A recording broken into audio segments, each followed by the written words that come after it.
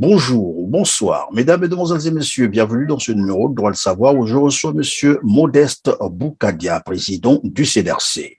Au menu de notre entrevue, la situation en Guinée, la santé de Denis Sassou Nguesso. Nous parlerons également de la mission de monsieur Anatole Kolinema-Kosso en France où il a voulu prendre part aux universités du MEDEF. Enfin, nous chuterons sur la situation économique du Congo-Brazzaville qui devient de plus en plus inquiétante. Mesdames, Messieurs, bienvenue à tous ceux qui viennent de nous rejoindre. Moi, c'est Christian Perrin. Bonjour, Monsieur Boukadia. Bonjour, Monsieur Perrin. Comment allez-vous? Je vais bien. J'espère que c'est pareil pour vous. Pour l'instant, je suis un peu triste pour l'état de santé du pays. Vous allez nous en dire probablement un peu beaucoup mieux et beaucoup plus au cours de cette interview. Alors, je dirais d'ailleurs merci d'être encore des nôtres aujourd'hui. Et c'est toujours un plaisir pour moi de vous recevoir sur notre plateau. Merci beaucoup. C'est réciproque parce que à travers vous, c'est le peuple congolais que je vois. Alors, Monsieur Boukadia, coup d'État au Tchad, coup d'État au Mali, coup d'État en Guinée. Est-ce qu'on serait reparti là, à l'époque du pouvoir, au bout du fusil? Vous savez, je m'attriste. Je m'attriste que l'on dise toujours que l'accession au pouvoir en Afrique se fait par des coups d'État. Mais je voudrais vous faire remarquer que ces coups d'État viennent à la suite de ce que l'on a coutume à adopter comme étant la normalité des coups d'État constitutionnels issus des changements successifs des constitutions.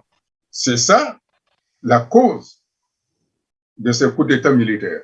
C'est pour ça que ce qui est advenu dernièrement en Guinée-Conakry n'est guère étonnant dans la mesure où je pensais qu'il avait, vu l'intelligence qu'il avait, qu'il se serait satisfait de ces 2 mandats.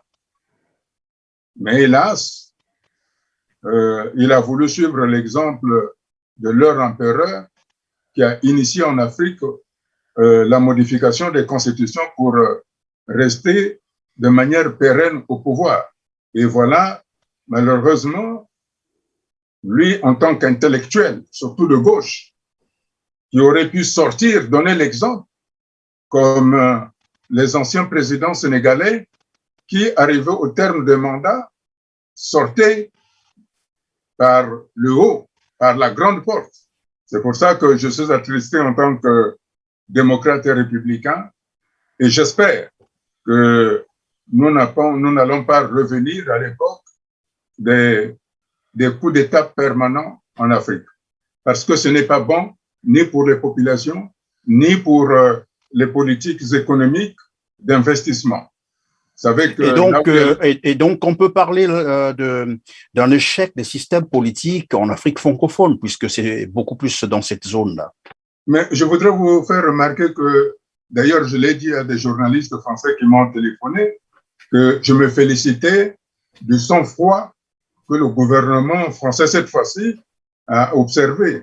Lui qui était d'habitude prompt à envoyer des soldats pour aller défendre un régime dont le peuple n'en voulait pas. Mais je pense qu'aujourd'hui, la France a compris que le fait de prendre part à vouloir sauver un président que les peuples ne voulaient pas mettait la France dans une situation où les populations locales africaines commençaient à se dire « mais c'est quoi ce pays qui est la France ?»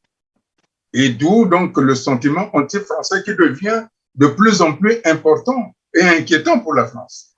Je crois que c'est tout ça qui a permis que la France, pour une fois, en dehors de la condamnation légitime, compréhensible du coup d'État, a réfréné ses envies d'aller sauver un régime que le peuple guinéen ne voulait plus. Mais peut-être que la France n'a pas réagi simplement parce que, comme le pensent certains observateurs, c'est un France-Africain qui vient faire un coup d'État contre un France-Africain et cela ne peut pas gêner la France tant que les choses vont mieux pour la France.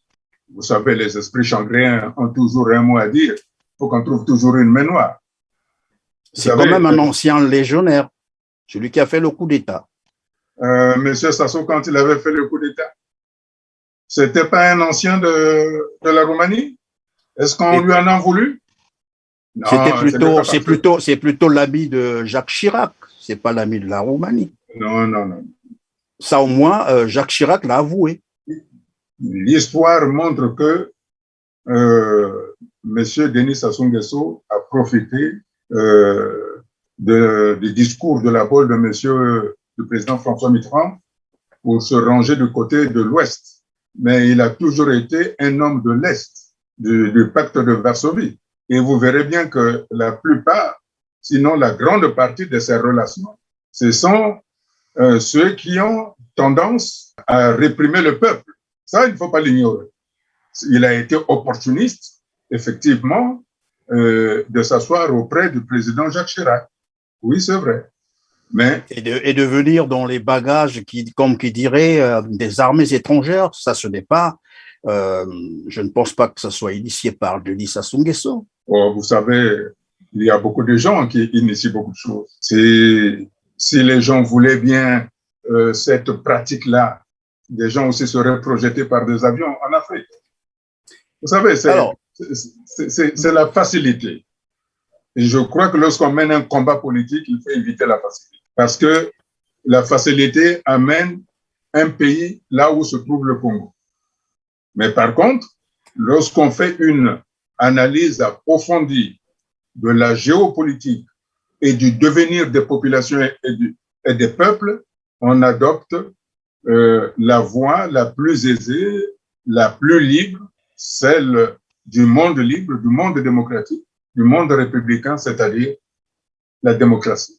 Monsieur Boukadia, dans sa première prise de parole, le colonel, homme fort d'ailleurs de la Guinée, actuellement le colonel Mamadi Doumbouya, justifiait son coup de force par l'instrumentalisation d'abord de la justice qu'il venait de constater, la pauvreté endémique, la politisation à outrance de l'administration publique, la situation sociopolitique précaire en Guinée, bien entendu, mais aussi le dysfonctionnement des institutions de la République. On se rend bien compte qu'on est là dans le même schéma que le Congo. Est-ce que désormais on peut craindre vivre la même situation qu'en Guinée? Il n'est pas interdit de ne pas y penser. Vous savez, j'ai été très clair dans cette situation-là lorsque le Conseil constitutionnel congolais a assassiné la République. J'ai été clair là-dessus que le fait que le Conseil constitutionnel, en mars dernier, lors des élections, n'a pas appliqué l'article 70 de la Constitution, même si je n'ai jamais approuvé cette Constitution, le Conseil constitutionnel mettait à mort la République. Et donc aujourd'hui, nous sommes dans cette situation où effectivement, les ingrédients qui ont poussé le colonel à aller jusqu'au bout, à rompre l'esprit régalien d'un militaire, d'un officier supérieur, c'est qu'il a vu que le peuple était en train de souffrir. Et c'est pour ça que je redis, ce qui a conduit à cela, la cause fondamentale première, c'est le mandat de trop du président Chassé.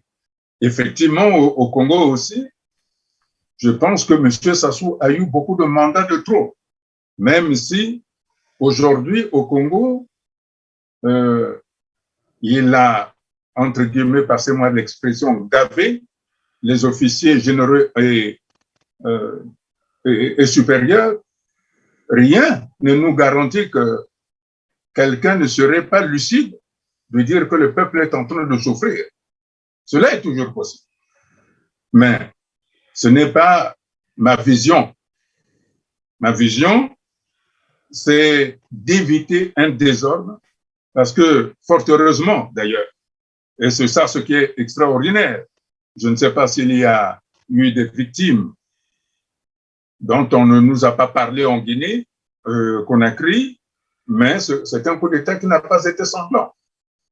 Or, au Congo, le pays où on a assisté à beaucoup plus de coups d'État, chaque coup d'État s'effectue par un flot de sang. Des milliers de vies humaines sont sacrifiées. Donc, c'est pour ça que la solution aujourd'hui, c'est celle que j'ai toujours défendue, celle d'avoir un peu de lucidité politique en disant que nous sommes en politique, nous devons régler les problèmes de manière politique. Nous devons régler les problèmes de manière politique. À quoi vous faites allusion? Parce qu'il y a plusieurs options en fait en politique. Écoutez, j'ai déjà dit. Élection, dialogue. Non, aujourd'hui, vu l'état du pays, d'ailleurs, dans ce que vous souhaitez qu'on discute aujourd'hui, vous avez mis dans le programme la banqueroute du Congo. Quand un pays est en banqueroute, quand une entreprise, quand une société est en banqueroute, quand elle est en cessation de paiement, on arrête tout. Aujourd'hui, il n'y a plus d'argent au Congo.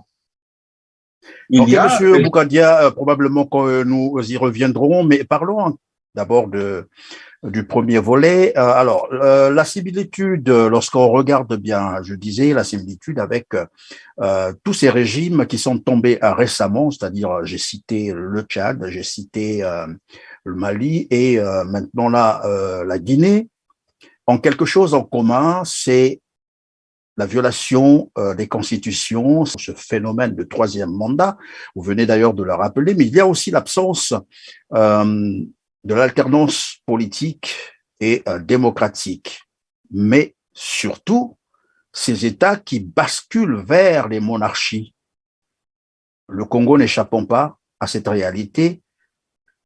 Comment faire pour stopper ces appétits du pouvoir à vie? Écoutez, je ne sais pas si au Congo, il y a cette tendance monarchique, je ne la vois pas en tout cas. C'est vraiment un secret de polichinelle. Tout le monde le sait qu'on est en train de préparer le fils cadet de Sassou Nguesso. Je ne sais pas, je ne sais pas si M. Sassou a un fils qui logiquement, dans la constitution qu'il lui-même a mise en place, permet de lui succéder. Si d'aventure il y en avait, je dis bien, si d'aventure. Mais en tout cas, le pavé a été jeté dans la mare. Hein, de toute façon, si vous avez suivi Monsieur Anatole Koliné-Makosso à Paris, il a bien dit que Denis Christel Sassou Nguesso avait le droit, comme tous les Congolais, bien sûr, de postuler à la présidence de la République. C'est dit quand même d'un Premier ministre, et je crois que c'est dans cet élan-là. Quel Koliné-Makosso, c'est un Premier ministre? Le Premier ministre Anatole Koliné-Makosso, oui. C'est le Premier ministre actuel du Congo-Brazzaville. Vous me l'apprenez. Vous êtes quand même un républicain, vous êtes un politique congolais, vous devez le savoir. Non, je ne vous apprends rien, monsieur Boukadia. Écoutez, quand quelqu'un met dans la poche des subventions qui viennent de la Banque mondiale pour renflouer, pour permettre aux écoles d'être reconstruites, et il prend son argent, cet argent-là qui vient de la Banque mondiale, avec ce qu'il appelle, ce que vous appelez le fils cadet, je suis en droit de me poser des questions si c'est un politique. En fait, vous parlez de qui là? De Denis Christel Sassou Nguesso ou d'Anatole Koliné-Makosso? Je parle des deux. Les deux. Et celui qui a pris l'argent de la Banque mondiale qui a mis dans ses poches? Les deux. Moi, j'ai été clair là-dessus. J'étais clair que M. Denis Christel Sassou Nguesso, de par la constitution de son père, il ne peut pas briguer la présidence de la République. Par rapport à cet article-là, d'ailleurs, lorsque j'ai évoqué ça chez vous, la République démocratique du Congo, d'où il est issu par sa mère, a pris une loi pour dire que pour être candidat président de la République démocratique du Congo, il faut être né de père et de mère de la République démocratique du Congo. Ce que son père, dans notre constitution, en fait, dans sa constitution, à graver dans le marbre. Sauf si, bien entendu, le PCT passe outre. À ce moment-là, nous serons dans une situation très difficile. Même si M. Michel Ngakala dit par ici, par là, lorsque il était à Paris, qu'ils ont les armes et les hommes. Ça ne fait peur à personne. Parce que si lui, il dit qu'il a les armes et les hommes, rien ne dit que les autres n'ont pas les armes et les hommes aussi. Mais revenons d'abord sur, probablement qu'on va en parler tout à l'heure. Monsieur Perrin, laissez-moi vous dire, ce sont ceux qui n'ont pas de culture qui inventent qu'ils ont de la culture. Quand quelqu'un dit qu'il a les armes et les hommes, c'est une façon de faire une fuite en avant pour faire peur. Celui qui a une capacité ne peut pas le dire. C'est pour faire peur à l'opposition congolaise, c'est cela? C'est pour ça que je dis, il est de bon temps de raison garder. Nous sommes en politique. Le Congo appartient aux ressortissants du nord, du sud, de l'est à l'ouest. Il n'a pas été dit le 28 novembre 1958 que le Congo appartenait au clan Sassou. Non. Le 28 novembre 1958, il a été dit que le Congo appartenait à tous les Congolais, du nord au sud, du centre à l'ouest. Donc, cette manière de fonctionner n'est pas conforme à la République. Et je redis de manière sereine, il n'est pas bon de dire politiquement qu'ils ont les hommes et les armes. Ça veut dire... C'est une façon de vous mettre la puce à l'oreille, non? De ce qui se prépare. Ou peut-être de nous permettre aussi, nous aussi, qu'on se prépare. Mais ce n'est pas ma voix. Ce n'est pas ma voix. La vôtre, c'est quoi? En tout cas, ce n'est plus ma voix. Tu sais, dans ma langue, on dit Gerimamba Chototomanga Pele. Ce n'est pas ma voix. Une petite traduction en français pour nos téléspectateurs. Là, jadis, il y avait une rivière, il y a toujours de l'humidité. Donc, c'est pas bien. Donc, c'est pas bien de dire au peuple congolais, nous avons les armes et les hommes. Ça, c'est pas politique. C'est pas politique. Alors, Monsieur Boukadia, parlons de la santé de Denis Sassou Nguesso. Nous apprenions d'ailleurs à travers l'article pondu par Africa Intelligence, dans sa parution le début du mois de septembre 2021, que Denis Sassou Nguesso serait en Suisse pour subir une batterie d'examens médicaux. Chose curieuse, c'est que il y a un mois, ici même, sur ce plateau, vous nous révéliez évidemment que la santé de Denis Sassou Nguesso n'était pas du tout bonne. Bon, c'est vrai que vous ne nous avez pas donné beaucoup plus de détails, mais on se rend compte que votre information se confirme. À quoi peut-on s'attendre si jamais, ce que tout le monde ne souhaiterait peut-être pas, mais s'il venait, s'il arrivait à être empêché définitivement? Moi, je souhaite qu'il guérisse.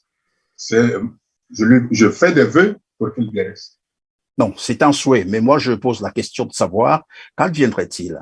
Je souhaite. Parce que nous savons également que le Congo, et je vous l'ai dit d'entrée de jeu, il y a ce que tout le monde sait d'ailleurs, c'est le régime Denis Sassou Nguesso n'a jamais respecté la Constitution, n'a jamais respecté les règles, n'a jamais rien respecté en termes de lois et règlements de la République. Alors là, nous sommes face à une situation qui peut surprendre tout le monde. J'ai bien dit que personne ne souhaiterait sa mort ou, disons, son décès, mais rien n'est exclu. Cela peut arriver.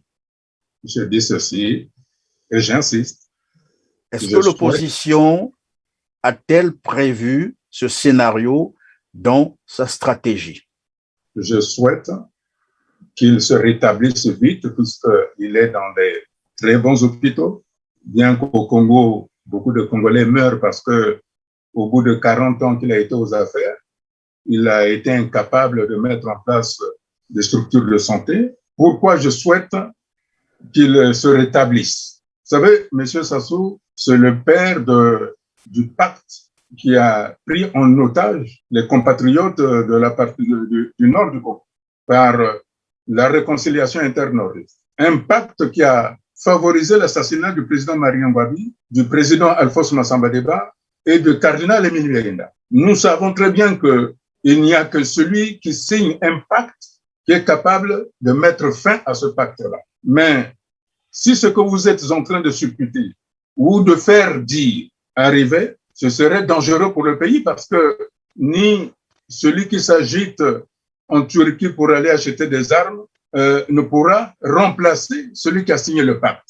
Ça veut dire que... Oui, mais M. Boukadia, je crois que le courage politique voudrait que vous citiez quand même les noms. Vous dites celui qui s'acharne à acheter les armes en Turquie. C'est qui? Vous parlez de qui exactement? Je dis ceci, je l'avais déjà dit, qu'il n'est pas nécessaire, par exemple, à M. Denis Christel Sassou Nguesso, de parcourir le monde pour aller acheter des armes en Turquie. Ça ne sert pas. Parce que, comme je l'avais dit là derrière, si M. Sassou n'arrive pas à se retrouver autour pour parler, il y a une crainte pour le pays. Monsieur Modeste Boukadia, vous me permettrez donc de vous arrêter. Je veux revenir sur la précision. Vous dites ce que vous avez toujours dit. Il ne serait pas, c'est encore là un souhait. Vous êtes en train de nous donner une information, mais apparemment une information un peu tronquée. Est-ce que vous pouvez être beaucoup plus direct, clair et précis?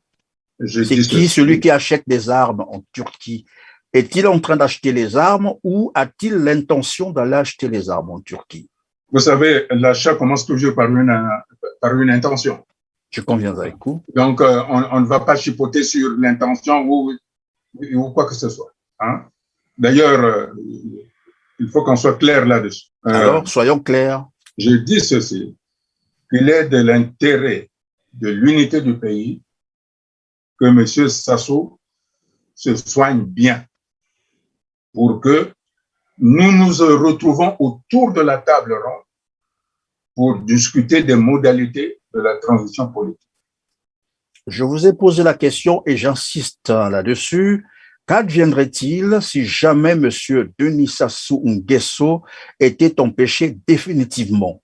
L'empêchement définitif, il peut arriver également qu'il prenne congé parce que, bon, la santé ne lui permettant plus d'avancer, il peut prendre congé et laisser le pouvoir à quelqu'un d'autre. Mais je vous ai aussi rappelé que le régime de Brazzaville n'a jamais respecté les règles, n'a jamais respecté la loi, n'a jamais respecté la Constitution. Ce qui veut dire que le jour où M. Denis Sassou Nguesso estimera qu'il ne peut plus continuer, ben naturellement, il va confier le pouvoir à quelqu'un, à un de ses proches, surtout qu'il n'est pas démocrate et qu'il ne pense pas comme vous, qui pensez qu'il faut aller s'asseoir quelque part pour discuter, on ne sait de quoi encore. Ce n'est pas la vision de l'autre. Qu'adviendrait-il si jamais M. Denis Sassou Nguesso un matin se dit empêché définitivement et qu'il souhaiterait peut-être remettre le pouvoir, pourquoi pas à son fils, à quelqu'un d'autre? Vous de l'opposition, qu'avez-vous prévu? Quel scénario avez-vous prévu? Je vois que M. Perrin est très informé, mais je n'ai pas cette information qu'il va être empêché ou qu'il va transmettre le pouvoir. Monsieur Boukadia, je vous pose cette question en connaissance de cause et vous le savez probablement mieux que moi que ce régime n'a jamais respecté la Constitution, moins encore les lois et règlements de la République. Et certaines indiscrétions nous font savoir que les résultats de la série des examens médicaux subis par monsieur Denis Sassou Nguesso ne sont pas encourageants.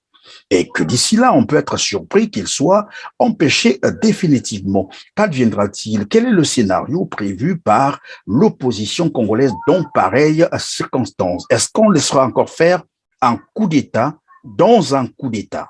Je fais confiance aux médecins helvétiques, comme je fais confiance aux kinés français qui peuvent bien l'entretenir. Je dis ceci. Pourquoi on va jouer avec ce jeu de mots, M. Boukadia? Je vous ai posé la question, elle est claire.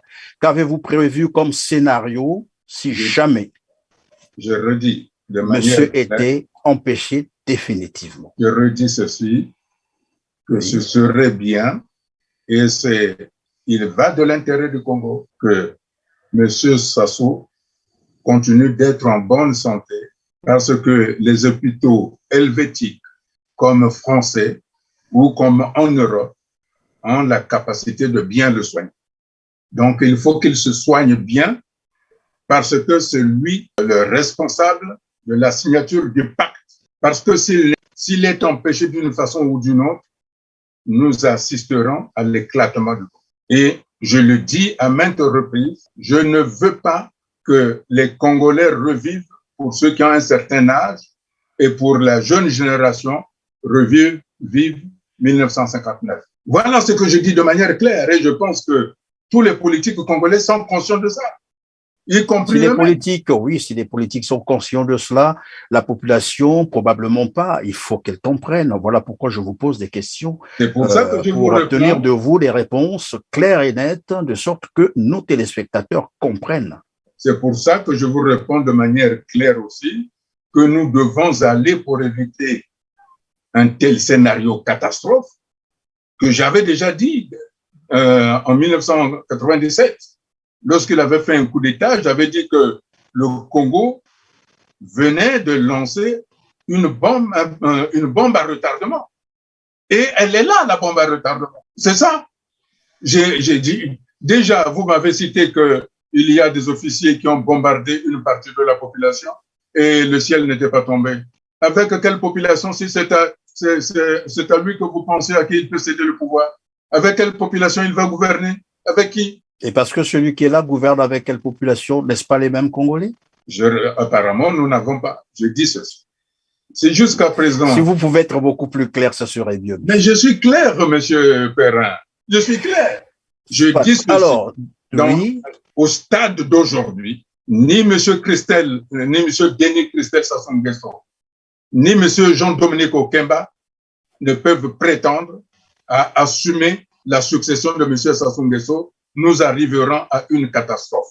Voilà ce que je dis de manière claire. Ce que je dis, c'est que nous devons nous dépasser de ces passions-là, de dire nous devons conserver le pouvoir parce qu'il y a des choses qui se sont produites au Congo, sinon ça nous retournerait. Non. Je dis qu'en politique, et je pense que je parle plutôt aux compatriotes, je ne parle pas à l'étranger. Monsieur Jean-Dominique Okemba est conscient de ce que je dis. Si c'est un homme politique, enfin j'espère, parce que c'est un militaire, hein? C'est un amiral, je crois. Mais je lui demande, s'il veut, il faut qu'il se transforme en homme politique. Et en homme politique, il faut qu'on s'asseye. Il faut que les Congolais s'asseyent. Si on ne s'assoit pas, il est à craindre que le scénario imaginé par M. Théophile Obenga de faire du Congo 3 nations va se réaliser. Si M. Sassou venait à partir sans pour autant qu'on arrive à s'asseoir. Voilà la réalité qui est là. Et je redis de manière claire, il y a moins de compatriotes du sud du Congo qui ont des maisons dans la partie nord du Congo. Mais la grande partie des compatriotes du nord ont des maisons dans la partie sud du pays. Or, le pays est miné. Comment on va régler cette situation-là? Monsieur Boukadia, lorsque vous appelez à un dialogue, c'est comme si désormais vous avez confiance à ce régime, alors qu'il y a eu tant de dialogues au Congo, mais qui n'ont finalement abouti à rien du tout. Comment se fait-il que jusqu'à aujourd'hui, vous continuez à appeler à un dialogue? Est-ce parce que aujourd'hui, Denis Sassou Nguesso vous inspire maintenant confiance? Vous savez, je suis un politique, je suis un démocrate et je suis un républicain. Je ne cesse de tendre la main. Si je ne tends plus la main, alors je ne suis plus un politique pour sauvegarder les vies. Moi, mon objectif principal, c'est que aucune victime, qu'elle soit du nord, qu'elle soit du sud, ne succombe pour des questions politiques. Encore que vous parlez aux hommes ou à des personnes ou aux gens qui vous comprennent. Non, mais vous savez, parfois, c'est la peur. Je vais vous donner un exemple. Lorsque nous avons commencé à parler de la conférence nationale, en 1987-1988, Monsieur Jean-Jules Okabando, qui était à l'époque maire nommé, puisqu'on se retrouvait, on était en République populaire du Congo, c'était le parti qui nommait. Il avait dit que la conférence nationale, c'était pas la panacée. Nous avons tenu. Et le 31 juillet 1990, le PCT avait convoqué un congrès extraordinaire où ils avaient modifié leur constitution qui faisait du Congo un pays monolithique pour devenir un pays pluraliste. Vous voyez? Donc, oui, mais de même, Monsieur Boukadia, en mars 2021, vous avez appelé à la désobéissance civile qui avait été suivie. Mais après, ça donnait quoi? Mais ce n'est pas parce que la désobéissance civile n'a pas donné ne s'est pas poursuivie qu'aucune action n'est en cours.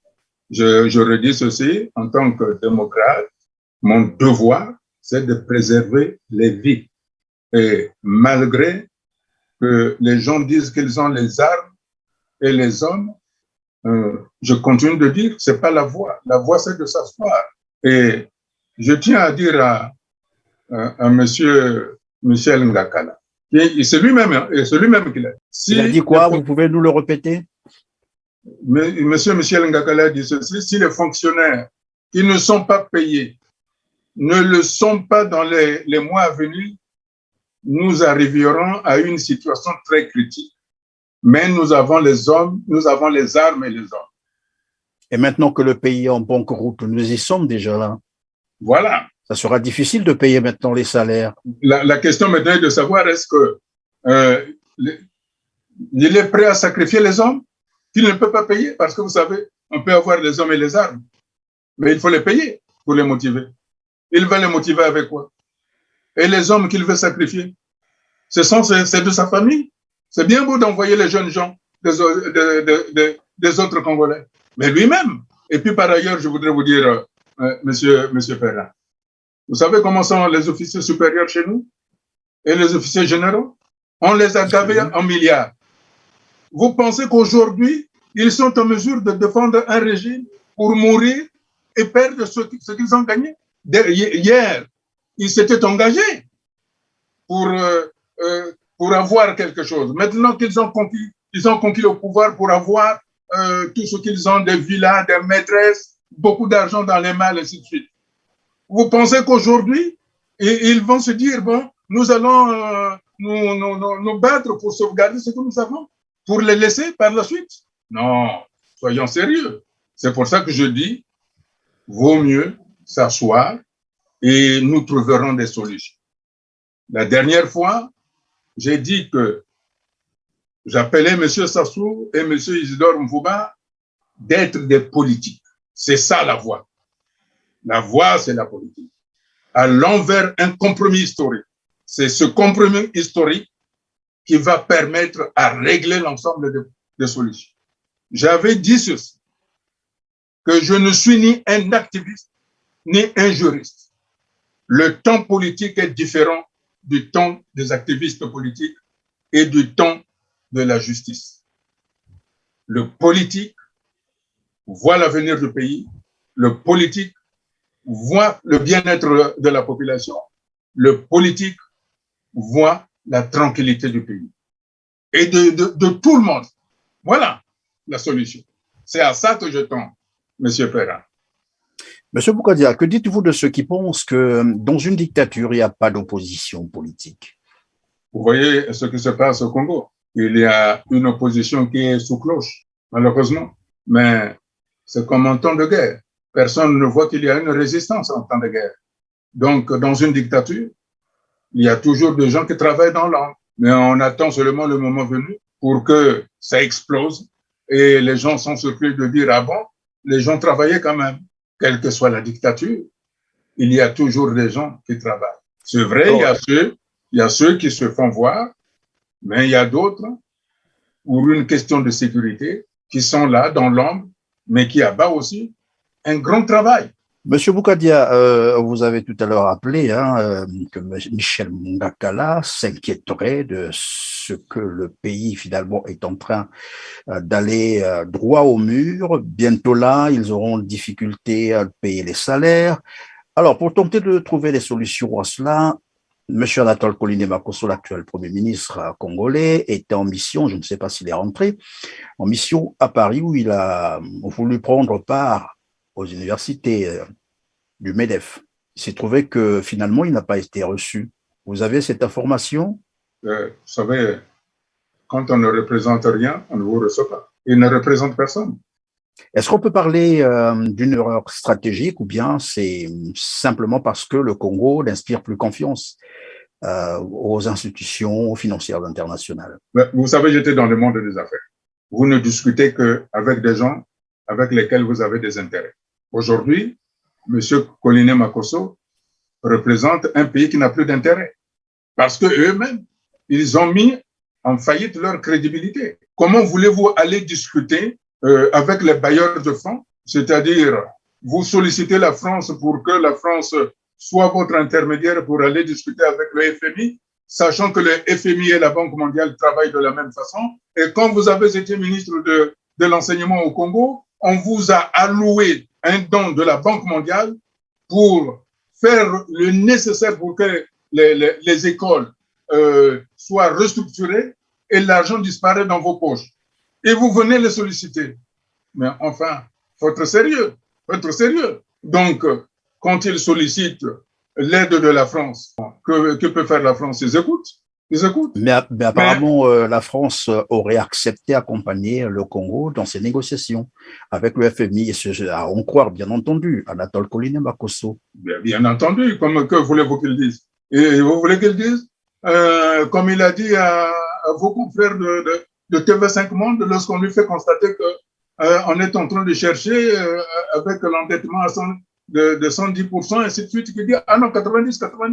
On voit bien que c'est quelqu'un qui ne connaît pas son job de Premier ministre.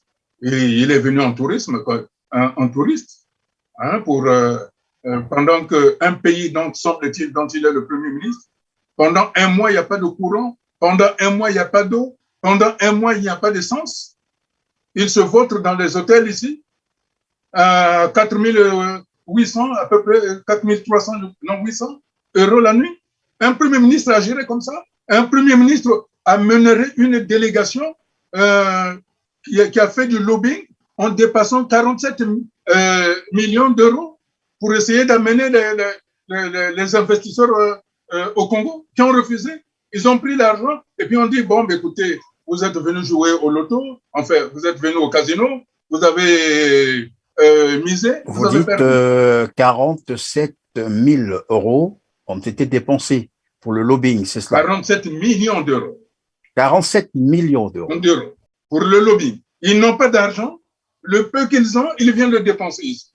Donc, ils ont perdu le pantalon, la chemise, la culotte, la veste, tout, la montre.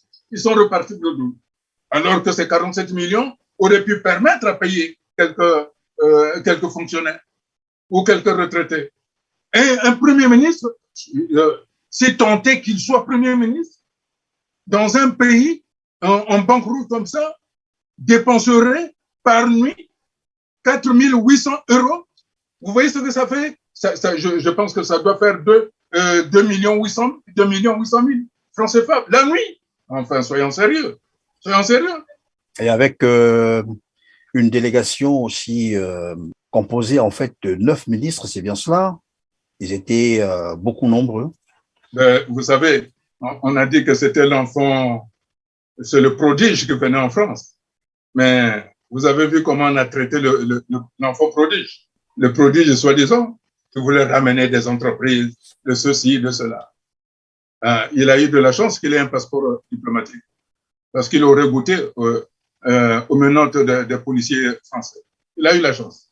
Vous parlez de qui? De Denis Christel? Absolument. Absolument. Il a échappé aux menottes. Donc, vous voyez que quelqu'un... ils ont oublié que le temps où l'on sortait Jean-François Ndengue à 2 heures du matin est dépassé. Hein. Aujourd'hui, c'est une autre France qui est là. Alors, vous voyez, il veut être président et avant, son père lui donne un passeport diplomatique pour qu'il évite la prison. Parlons sérieusement, je crois que il est mieux que chacun de nous reprenne ses idées, que nous nous asseyons, que nous trouvons des solutions. Nous sommes un peuple responsable. Le Congo est un grand pays qui a beaucoup d'opportunités. Il faut mettre ces opportunités-là en avant. Et la première opportunité, c'est le peuple congolais. Au lieu de le minimiser, de faire venir, de donner le Congo à des étrangers qui rabrouent qui méprisent les Congolais. Non, le Congo doit appartenir aux Congolais. Le Congo doit appartenir. Aucun étranger ne doit faire la loi au Congo, jusqu'à faire enfermer les Congolais, jusqu'à déshériter les Congolais de leurs biens. Moi, j'appelle que nous devons revenir nous devons être à la table. Et la communauté internationale, même s'il y a des gens qui disent, oh, cette communauté internationale-là, puisque vous avez parlé qu'il y a eu beaucoup de dialogue au Congo, il y a eu des semblants de dialogue.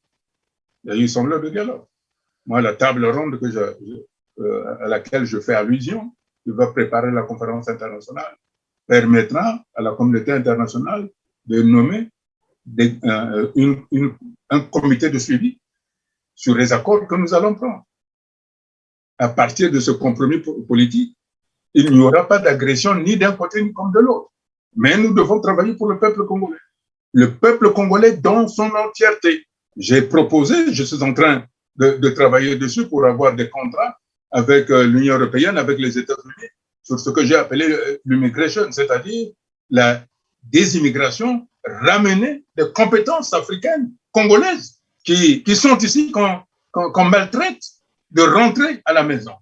Il est temps que nous rentrons tous à la maison, vous compris, monsieur Perrin, parce que j'aimerais discuter avec vous au Congo, et non avec dans un continent, je suis dans un autre continent. Vous êtes très intelligent, vous avez une expertise, cette expertise-là, nous devons la ramener au Congo, comme les médecins, comme même les éboueurs. Même les éboueurs. Savez-vous que la population congolaise ici, à Paris, en France, est l'équivalent de la population des Hauts-de-Seine ou de la région du Mans? Vous voyez ce que ça fait? Merci pour l'information, Monsieur Modeste Boukadia. Nous sommes à la fin de notre émission. Je vous accorde quelques 2 secondes pour conclure. En tout cas, je voudrais dire au peuple congolais que M. Sassou a œuvré. Il nous a amenés là où il devait nous amener. Il est temps aujourd'hui que le peuple congolais prenne son destin en main. C'est pour ça que j'appelle la diaspora multiforme congolaise en France et dans les autres pays d'être les acteurs de ce changement. Nous devons aller vers ce compromis politique qui permettra la mise en place d'un gouvernement de transition politique dans la paix, l'apaisement, la tranquillité, sans chasse aux sorcières. Que nous devons être dans la dynamique politique et non dans la dynamique de confiscation. C'est à cela que j'invite le peuple congolais, j'invite les travailleurs, j'invite la société civile, j'invite les forces vives de la nation, les forces de sécurité d'être aux côtés du peuple. J'invite les étudiants, vous qui êtes l'avenir du pays, qui devez construire ce pays, à prendre en main votre destin en allant, en exigeant la table ronde, seule issue qui permettra à tous les Congolais de s'asseoir et de trouver dans la quiétude les solutions afin que le passage de témoin entre M. Sassou et la transition politique ne se fasse pas dans du désordre. En tout cas, merci, Monsieur Modeste Boukadia, d'avoir répondu à nos questions, mais surtout d'avoir accepté une fois de plus notre invitation, et nous reviendrons toujours vers vous lorsqu'il s'agira de décrypter l'actualité socio-politique et économique du Congo-Brazzaville. Je rappelle que vous êtes président du CDRC, vous intervenez là sur la situation en Guinée, la santé de Denis Sassou Nguesso et sur la mission de Monsieur Anatole Coliné Makosso à Paris. Ensuite, nous avons abordé également la situation économique du Congo-Brazzaville qui devient de plus en plus inquiétante. À vous, chers téléspectateurs, grand merci de nous avoir fait une fois de plus confiance. Restez toujours branchés sur votre canal d'information TELAR TV, mais surtout, n'oubliez pas de partager nos émissions pour nous aider à mieux faire. Je vous retrouve très prochainement. Et d'ici là, portez-vous bien. Merci.